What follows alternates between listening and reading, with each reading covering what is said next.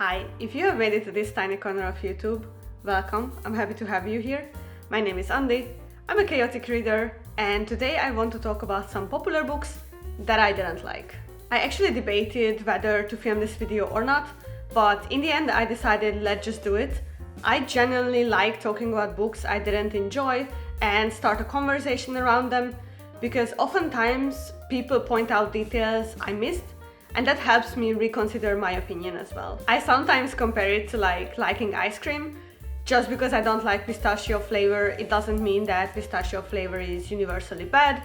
It's just my own personal perception. I also don't go around telling people to hate pistachio. So me sharing the books I didn't like is meant more as a conversation starter and an invitation for others to share their opinion on them as well. Especially if they are widely popular books, I think it serves as a balance when people share the aspects that they didn't like about them. I read The Love Hypothesis back in January 2022, and frankly speaking, I haven't thought about it ever since. No major plot points or interesting character details got retained in my brain. All I remember is wanting to like this book and cringing throughout the whole story basically. I have to admit it had potential, the academic setting was interesting, and it had all the tropes I usually enjoy, such as fake dating, grumpy and sunshine, but the execution of them fell very short in my opinion. Some people rave about the chemistry between Olive and Adam, but it did not come through for me. I mentioned when I talked about Talia Hibbert's books that for me the best romance main characters are the ones that are interesting people individually as well, and when they get together, it gets even better. In The Love Hypothesis, I felt like they weren't interesting individually, and their pairing fell totally flat when they were together. Another aspect that put me off is the constant description of Adam being tall and big. I know it is a running joke in the community that loves Ellie Hazelwood's work, but honestly, as a woman who is barely 158 centimeters, making the guy being tall be one of his personality traits is just not my thing. Usually in real life, everyone is taller than me, so it's not that big of a deal. Instantly falling in love also doesn't appeal to me. I prefer a slower development and a bit more depth to the usual he doesn't care about everyone but cares about me dynamic, which, if it happens in real life, major red flag. If it happens in books, somehow people find it attractive. I kinda get it, but not really. Back then, I rated it 3.5 stars, but to be honest, ever since I read so many better romance books that I would change it to 2.5 now. If you want to pick up a light-hearted contemporary romance with a little grumpy and sunshine dynamic, I would recommend Act Your Age, Evie Brown by Talia Hibbert. All in all, The Love Hypothesis was okay, but to my taste, it was far from the amazing romance book that it appears as. And this reading experience kind of kept me from picking up any other Ellie Hazelwood book, so let me know what you thought of The Love Hypothesis and if it gets better in her latest book, Love Theoretically, because I would be willing to give the author a chance, but I'm not willing to read through another boring book.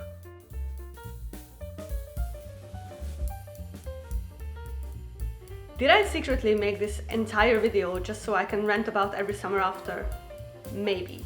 I finished this book at the beginning of July and it made me angry. Some books make you feel empty because they were so bittersweet. Some books make you feel hopeful about your life and give you a sense of peace. And some books make you feel rage because, oh my god, this was not okay. For those of you who don't know, Every Summer After tells a story on two timelines. We follow Persephone, or Percy, in current times when she is an adult woman and she has to return to their summer lake house and face her childhood friend and love, Sam, who live next door. On the other timeline, we see how their friendship and love unfolded over the summers in the past, as they grew up and what happened that drove them apart. Let's start with the good things. I like the summer atmosphere of the book. The descriptions really set the mood of those warm summer nights and afternoons and lazing around in the sun. We also have a summer house where we go each year with my friend group from high school for the past 11 years now, so it really evoked some nostalgia in me. Now on to the not so good things. Percy, Sam and Charlie in this book were all selfish and horrible people, and I did not vibe with how everything they did was romanticized in the narrative. From this point onward, I cannot guarantee that my rant is going to be spoiler-free, so please navigate to this timestamp if you wish to avoid spoilers. I will wait 5 seconds.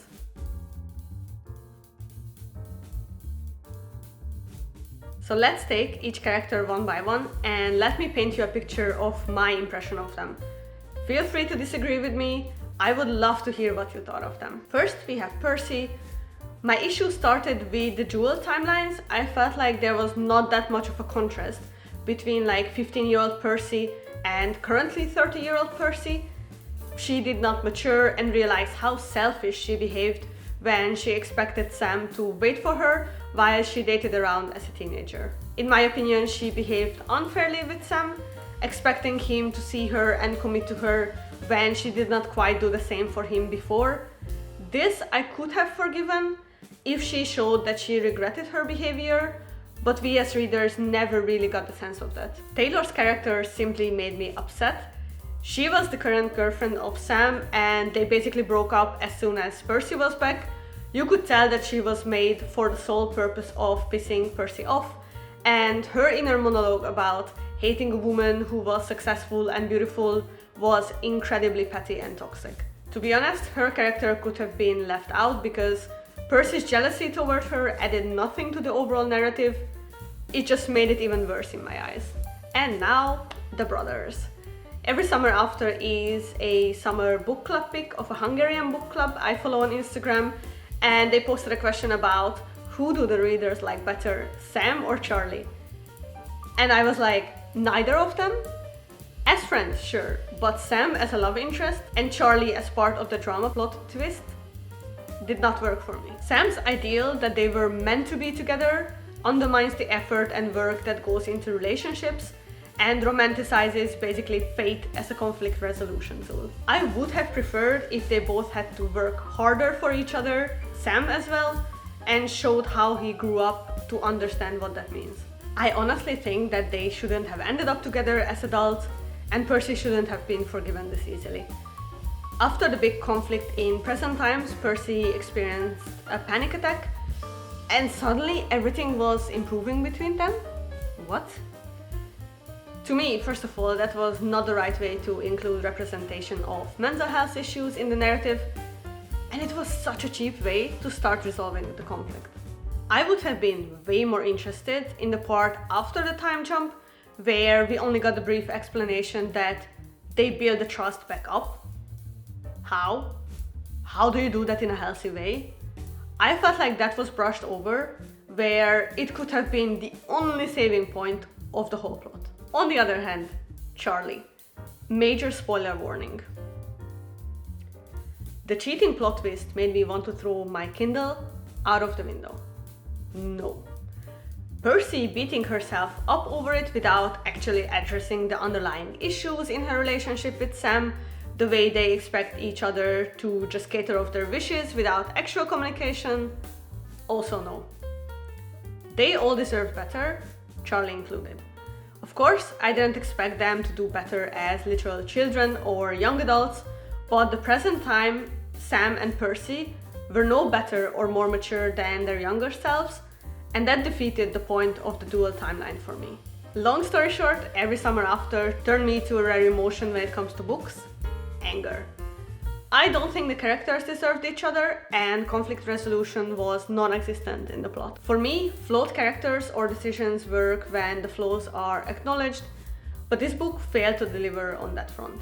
I also realized that turning a love story into a bitter, heart-squeezing experience for me works best when the word is trying to keep the two characters apart.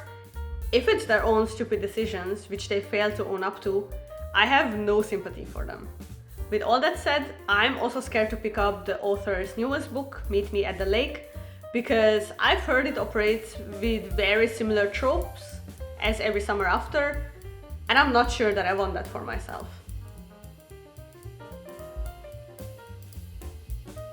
Another old read and fan favorite, I read The Cruel Prince back in 2021, the very first fae fantasy read I picked up when I got to know about them through social media. And I was rather underwhelmed.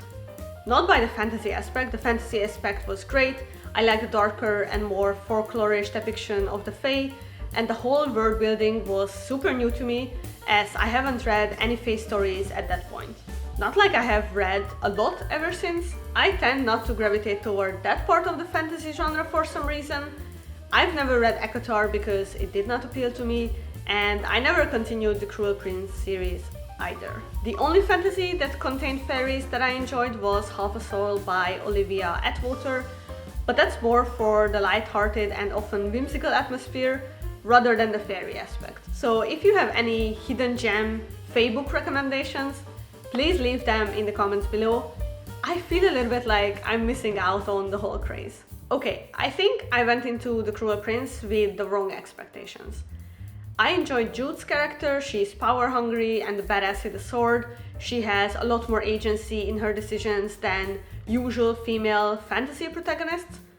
The backdrop with the struggle for the crown was also intriguing for my taste. The whole lore was a bit overwhelming at first, and even to the end of the book I remember being confused by certain elements that might have taken away a bit from the enjoyment. My main issue was that I expected Cardan's character to grow on me, but he didn't. It is one of the rare books where I dare to say that the story doesn't necessarily need the romance subplot. I know, me saying that is truly shocking. But in The Cruel Prince, they really start out as enemies, and the hatred was so well crafted that it was hard for me to shift away from it. I expected their dynamic to sweeten as the plot progressed, but when it didn't happen as much as I expected in the first book, I felt a bit let down. It was hard to forget how Cardan was ruthless and brutal, and the change to viewing him as a potential love interest did not work for me at all. So the romance subplot felt a bit out of place overall. That's what I mean by the wrong expectations. Compared to the other books on the list, The Cruel Prince was still the one I enjoyed the most overall. So shall I give it a try to the second part, The Wicked King, and see if that would shift my perception on Jude and Cardan's dynamic? Let me know in the comments below if you would recommend the second part.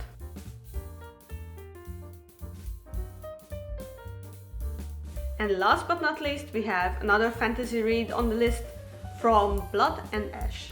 While all the other books enjoy more of a cult following in the online book communities, I feel like this book divides readers the most. Some really love it, some really think it's a waste of time to read it. I unfortunately belong to the second group. This was again one of those books that had elements that had me intrigued, but after seeing how the whole plot turned out, I was disappointed. Not gonna lie, I had to look up the plot again, because I finished this book back in 2021. We have Poppy as our main character, who is the maiden, raised and destined to be unfeeling and isolated until her ascension, that is supposed to protect the kingdom in some way. I forgot exactly how or why, but basically Poppy was raised to fulfill this role.